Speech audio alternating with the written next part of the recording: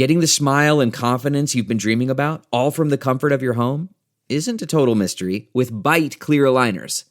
Just don't be surprised if all your friends start asking, "What's your secret?" Begin by ordering your at-home impression kit today for only $14.95. Bite clear aligners are doctor-directed and delivered to your door. Treatment costs thousands less than braces, plus they offer flexible financing, accept eligible insurance, and you can pay with your HSA FSA. Get 80% off your impression kit when you use code WONDERY at Byte.com. That's BYTE.com. Start your confidence journey today with Byte. Acast powers the world's best podcasts. Here's a show that we recommend. What is The Briefing Room? It's a behind-the-scenes look at how the criminal justice system works and the lives of the people within that system. If you love true crime, well, these are the real people who do the job every day of making sure justice is served. Hi, I'm Detective Dave. I'm Detective Dan. Together we have decades of experience in local law enforcement, a profession that we think is often misunderstood.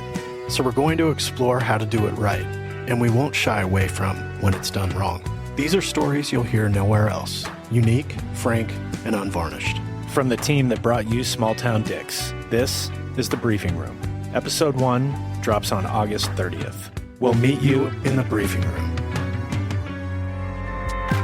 Acast helps creators launch, grow, and monetize their podcasts everywhere. Acast.com.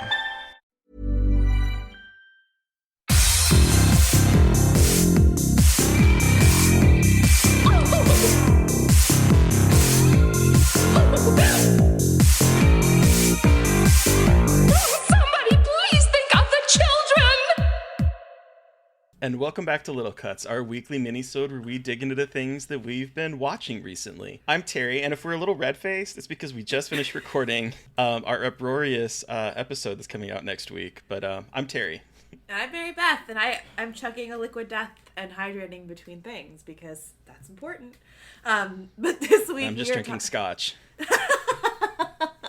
And this week we're talking about sexy demons, mad scientists, murderous dolls, and then we are finishing up Fantastic Fest. We sure are. But before we do get to that, Mary Beth, we had a very wild Little Cuts recording last week, yes. I would say, between internet issues, between dog issues, and then I know something happened after that episode. Yeah. Okay. So, sorry, the cat's being very cute. She's distracting me.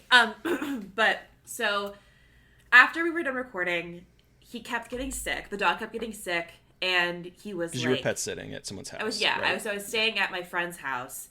So I'm back in my office. I'm back home, but I was at my friend's house last week, staying at her house with her two dogs, and the dog was getting really sick. He was throwing up a ton, and he's a 13-pound Chihuahua creature. Like, he's not very big. So he kept throwing up. I was like really worried about him. He was acting really weird, and I was like, all right, vibes are weird tonight.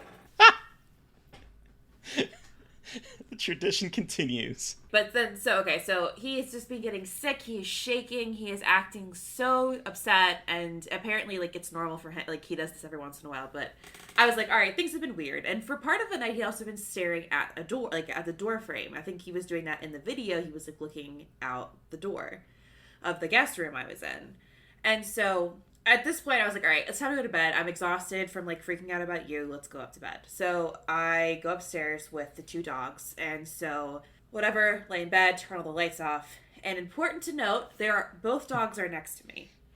I made sure of this just so I kind of had eyes on who was where. And so the dogs are next to me, falling asleep, watching Real Housewives. And all of a sudden I hear a crash. And I was like, no, we're not doing that.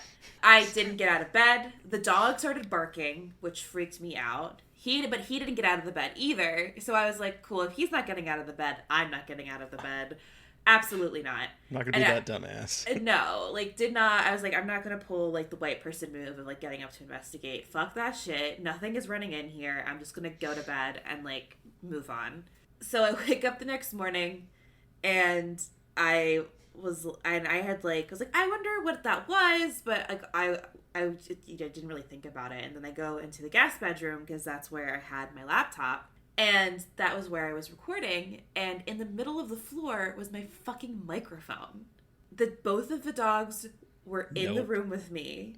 The microphone was like on a stand, like on the desk, and somehow it like crashed onto the floor. In the middle of the room, right? In the middle of the room. Nope. I don't believe in ghosts, but nope. Yeah, I was like, all right. And then I was like, dude, why my microphone? Like, why was that? Why? Like, why didn't you just, like, knock over my edibles or something? Like, why did you knock over the expensive recording equipment? Like, fuck you. And the thing you use every day, it feels like. Yeah, exactly. So I was like, well, that's terrible. So Tony asked if it was Monica if I transferred her to you. And then, like, nothing else happened the entire time I was there. So I was, like, trying to think about what it could have been. But, again, like, I made sure both of the dogs were with me. Because the first thing I thought was, oh, one of the dogs knocked it over. Or, like, one of the dogs had done something. And I was like, oh, no, they're both in bed. And there's no one else here. Yeah. Nope. So, and then I told my friend, and she was like, I've never had any experiences there. And I was like, well, I don't know what it was, but just as, like, a heads up, like... They don't want me podcasting. They don't want me podcasting. So, yeah, that is what happened after that recording. So, that cursed recording, and then the curse continued. Recording. Yeah, something about the vibes or whatever the fuck was going on that night. It was bizarre. And then the next day, everything was fine. So, I don't know. It was weird. And I just want to reiterate, if you are not a patron and you have not seen that video, you really should subscribe just to be able to see that video. Because I don't think it translates as well as on audio as the images that were present at that moment. Yes. Of me on the floor cleaning up dog vomit. As Tony says in chat, chaos. Yes, it was chaos. Chaos reigns. It was chaos. But yeah, so that was that. And so, but now let's talk about sexy demons, because hopefully they weren't. Sexy demons. Sexy demons. We both got to see HELLRAISER, which is premiering, I believe, the day this episode drops. Yeah. On Hulu. I love this movie. Yeah. I love this movie. And I'm curious about what you thought of it, Mary Beth. So I reviewed it for Dread Central. If you're curious of my review, go over and read it. But I was really surprised. I really, really liked it. I think The Night House is 100% a proof of concept for HELLRAISER, especially with what they do with playing with space in this movie. Yes.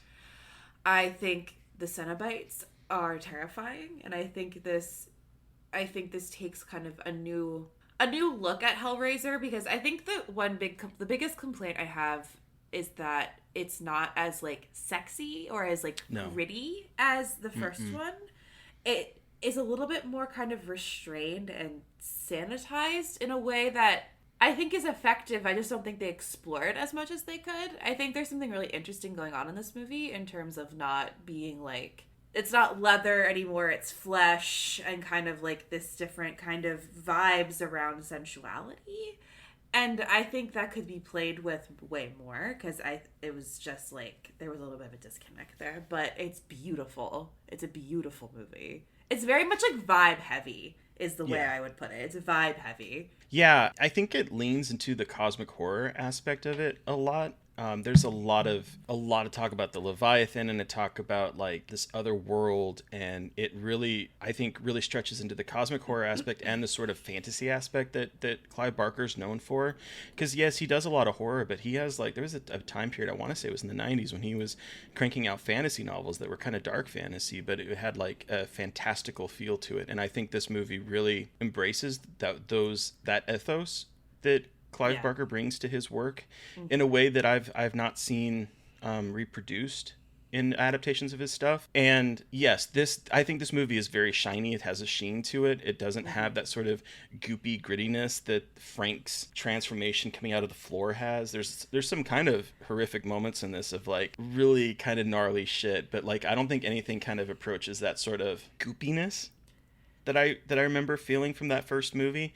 But it's explicitly queer this time around. There's queer characters played by queer actors that don't feel like they're just set dressing. They actually have some agency in it. I I had a great time with this one. Yeah, I did too. I think a lot of people are going to love it. I think a lot of people are going to love it. I think a lot of people are going to have a lot of opinions about it, but yeah, that's fine. Whatever. I think it is a really great kind of reintroduction back into Hellraiser, and my only request is next time let a queer person direct it.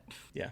No offense, David Bruckner, if you're no not, but I think that if you like the kind of stuff that he was turning out with The Ritual and with particularly Night House, you will enjoy this one, I think. Yeah. So that was Hellraiser, which I can't wait for people to experience it, and I'm curious to hear what like a lot of people, like the majority of the population, because only specific critics have seen it right by now. Yeah. Let's transition from this to Mad Scientists? ? So this is Masking Threshold. This is a movie by Johannes Gretzenfurthner. It is weird, to put it in one word. So I bet. The movie, I first saw this movie in part at the Unnamed Footage Festival in San Francisco. It is kind of like a hybrid found footage movie where it is like a guy kind of it's basically a guy narrating his life, and it's all told in macro. So it's like a monologue going over a bunch of macro images. So it's like, it can kind of... Okay, I'm seeing a trend.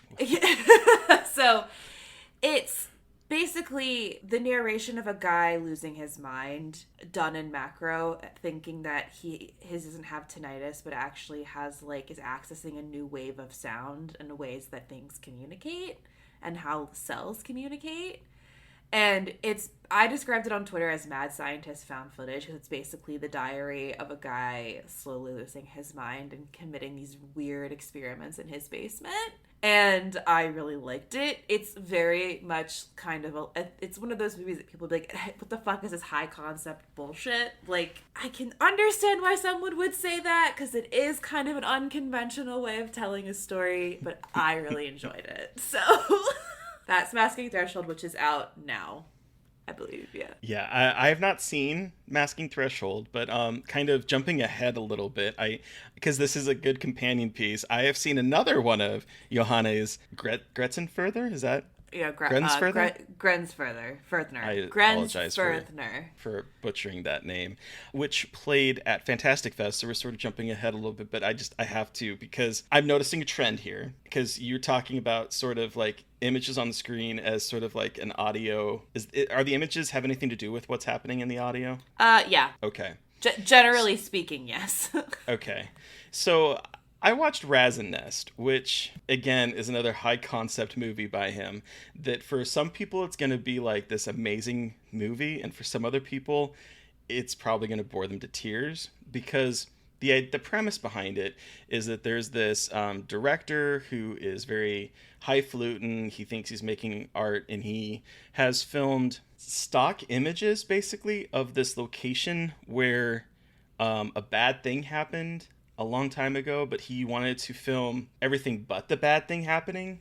So he films a lot of like shots of scenery and of caves and of trees and of villages and of birds and of all this stuff.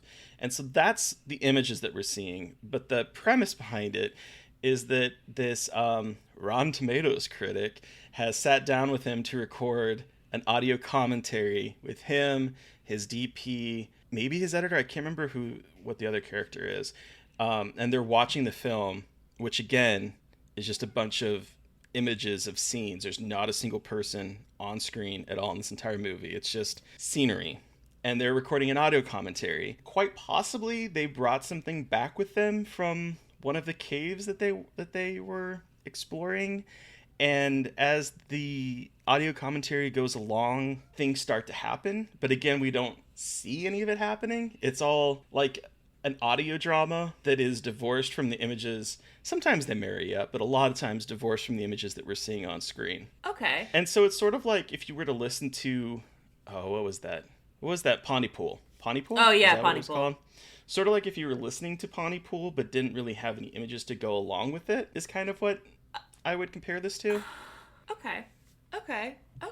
And I'm going to be perfectly honest, I was bored as fuck in the beginning.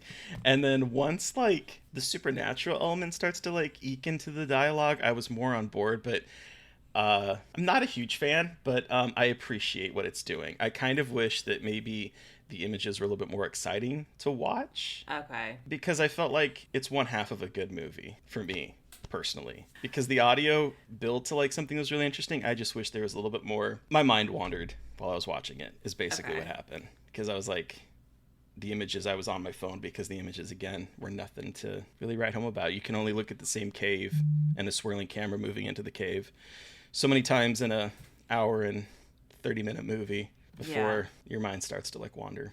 But it seems very much in line with what he does, is what I'm gathering from Masking Threshold in this. But like the Masking Threshold, like the images matched more and they are much more shocking. Okay. There's nothing shocking in the images here. Okay, yeah. Because Masking Threshold was much more, I think, like shocking in its imagery. So I think it was a little bit more. There were parts of it that it was kind of just like, what is happening? But the images, I think, were a little bit more like in coordination with what was happening. Because he's like narrating science experiments he's doing. So you see him like more okay.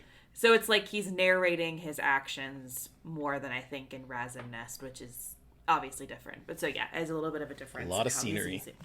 And how he's using imagery. Yeah, so that's Masking Threshold and RAZZENNEST. Killer Dolls? Okay, so back when Chucky season 1 came out, I saw the very first episode as like a pre-release screener, and then I did not watch anymore because it was October, everything was coming out, it was a weekly show, I didn't really have access to it. So with Chucky season 2 coming out, I was like, I'm gonna sit down and I'm gonna watch the first season, and I binged the entire season in about a day and a half. Oh my god, you guys, Chucky is a fucking good show. I was not prepared. So, and I know you've seen parts of it, but I was not prepared for like how much of a continuation of the Chucky series it is. Like all those movies, Curse of Chucky leads into this series, and the beginning kind of starts different. It's kids, they're like 13-year-olds, they're in middle school, they find Chucky starts to, do some killing things, and then it slowly starts to introduce all the storylines that have been kind of been percolating prior to this one. So Nico shows up, and Tiffany shows up as in the body of why am I blanking on her name? Jennifer Tilly. I cannot believe I just did that. Am I a gay? Like, what? Say, come on now. Yeah, so like Tiffany as Jennifer Tilly shows up.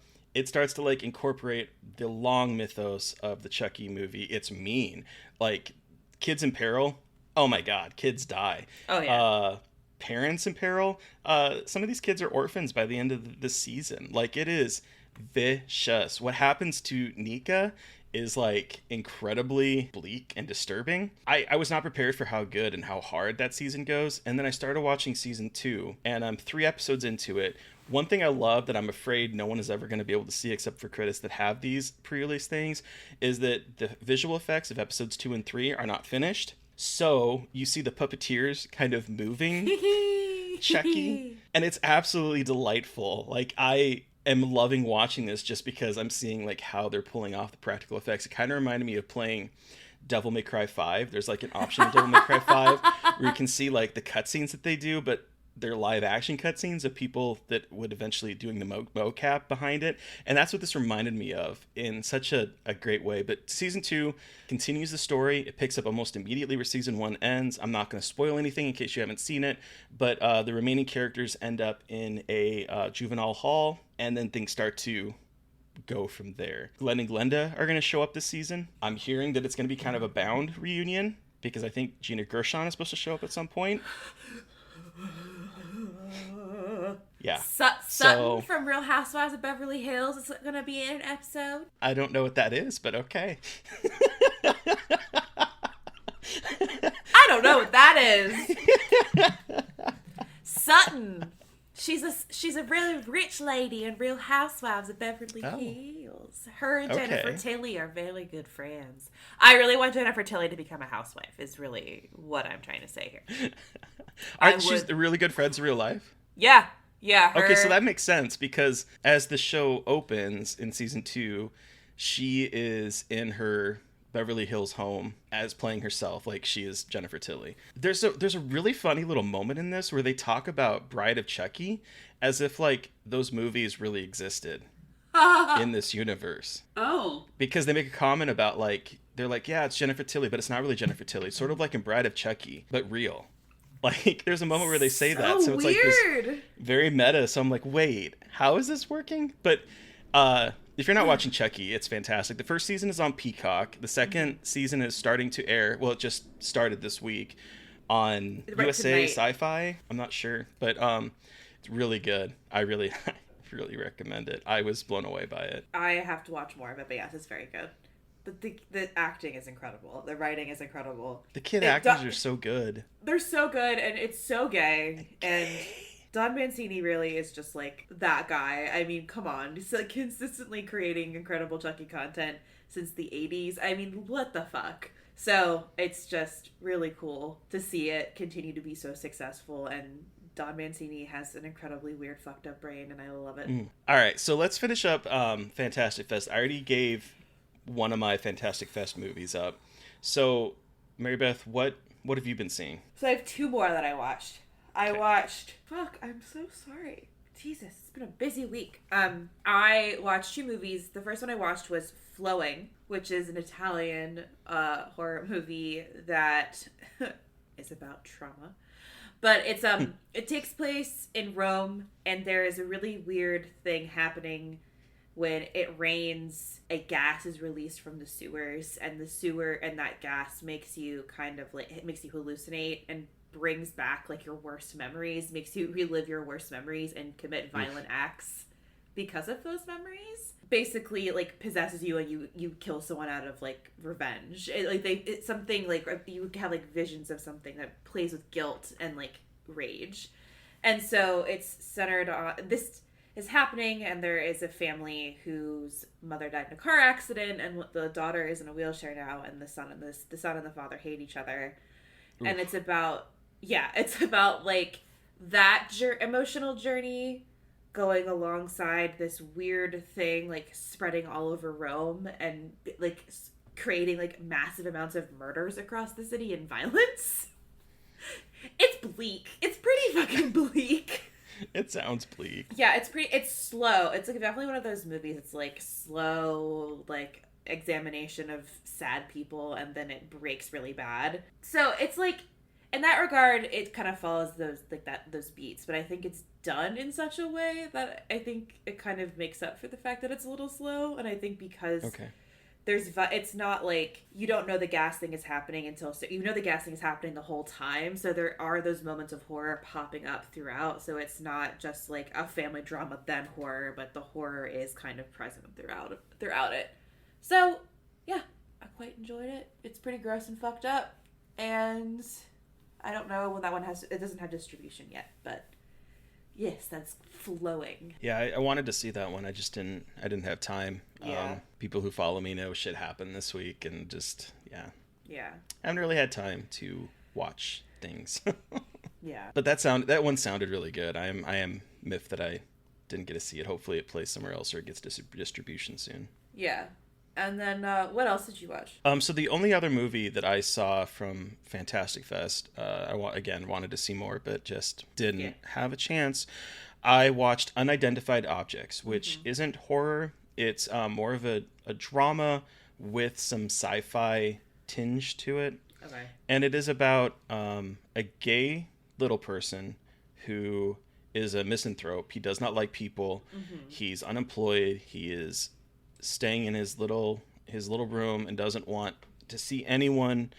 And one day a neighbor who is this vivacious sex worker knocks on his door and wants to use his car because she wants to go to this place where she was once abducted by aliens because they are coming back, and she has to be there at a specific time so that she can leave this planet with them. And he doesn't want to.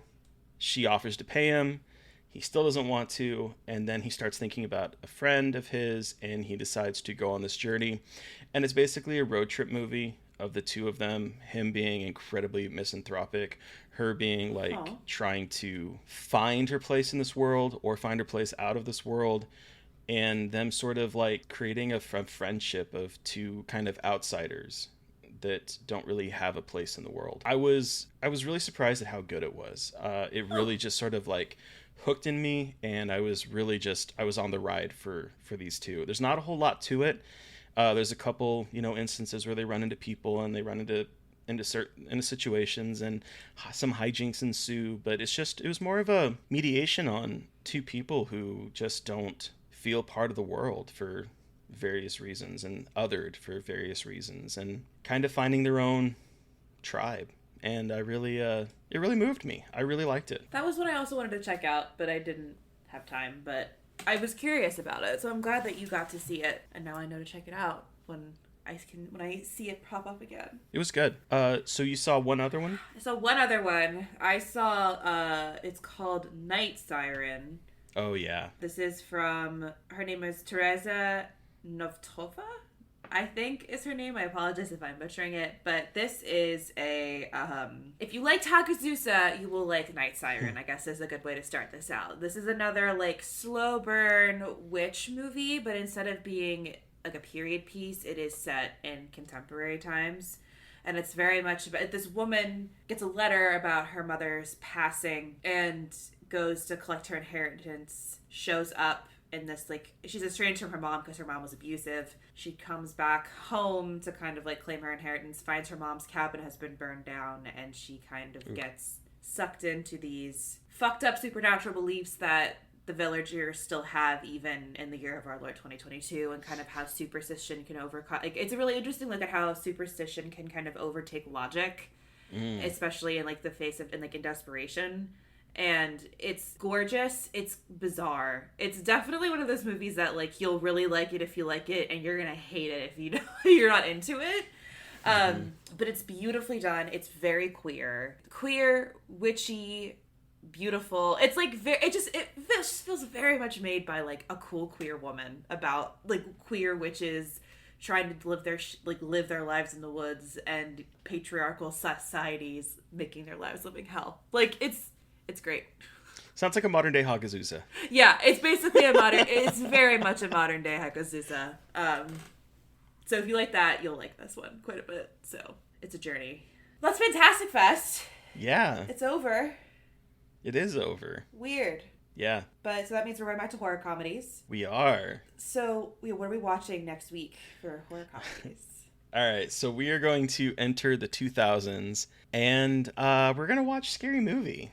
I'm so excited. I have not rewatched Scary Movie in so long. It's not going to hold up well at all. I cannot wait. I mean, I do have a secret confession that I do watch this movie. Not an inordinate amount of times, but I have seen it multiple times since 2000, and we'll dig into that too.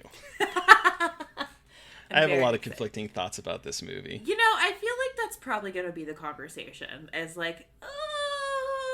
so I'm very excited to revisit this for the first time since I was 12 years old.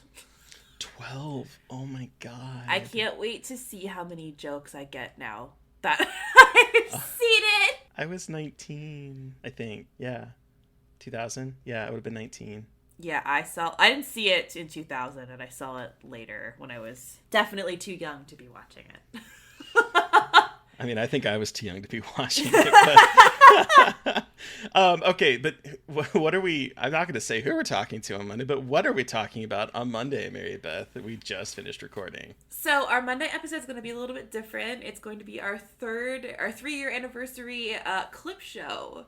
So it's going to be moments that you guys have picked for us that we really love, that were funny, we're moving, we're sad, and just kind of looking back at some of our favorite moments from the past 3 years. And if you're a newer listener, or if you don't know where to start, this is a perfect way to get a taste of some of the things we've talked about and kind of dip your toes into the Scarred for Life pond. So Yeah. we're very excited. Yes. I have to say it turned out really good. It did. It was so fun. And we laughed, we cried, we laughed some more. But listeners... Fuck you, Melody. Fuck you, Melody. Listeners, you have heard from us, but we want to hear from you. Have you seen a film that we talked about this week and have thoughts? Do you have suggestions for movies for us to talk about? Send us an email at scarredforlifepodcast@gmail.com or reach out to us directly on Twitter. I am at MB McAndrews. And I'm a Gaily Dreadful. And of course, don't forget to follow the podcast on Twitter at Scarred Podcast.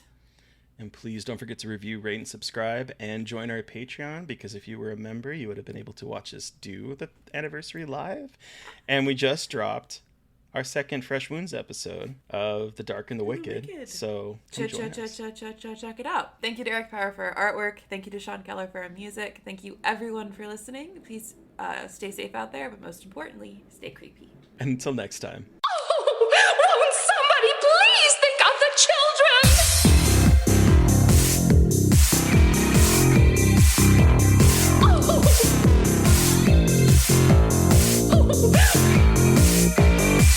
Won't somebody please think of the children?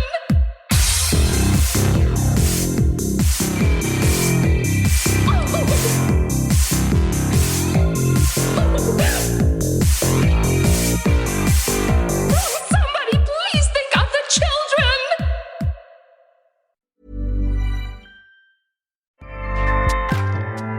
Acast powers the world's best podcasts. Here's a show that we recommend. What is the briefing room? It's a behind-the-scenes look at how the criminal justice system works and the lives of the people within that system. If you love true crime, well, these are the real people who do the job every day of making sure justice is served. Hi, I'm Detective Dave. I'm Detective Dan. Together, we have decades of experience in local law enforcement, a profession that we think is often misunderstood. So we're going to explore how to do it right, and we won't shy away from when it's done wrong. These are stories you'll hear nowhere else. Unique, frank, and unvarnished. From the team that brought you Small Town Dicks, this is The Briefing Room. Episode 1 drops on August 30th. We'll meet you in the briefing room. Acast helps creators launch, grow, and monetize their podcasts everywhere. Acast.com.